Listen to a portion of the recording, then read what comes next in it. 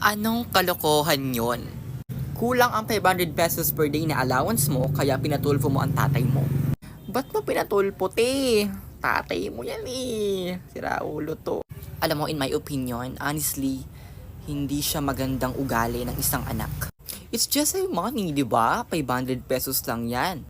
Kung kulang man yan, pwede namang pag-usapan nyo yan. Hindi na yung pinapaano paki-Rafi Tulfo eh, Diyos ko naman. Alam mo be, I've been there then before. Elementary ako, hanggang sa nag-senior high school na ako, maliit lang talaga ang baon ko.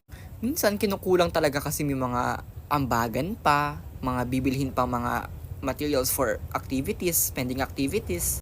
Lahat ng yun nakaya ko naman, nang hindi nagsusumbong kay Tulfo. Pero siguro, I understand din, ganyan talaga sigurong ugali mo. Hindi ka makontento sa isang bagay kung ano ang ibinigay sa'yo. Sige na lang, magsumbong ka na lang. Pero last mo na yan. Huwag mo nang uulitin yan. Oo naman, importante, napaka-importante ng allowance bilang estudyante.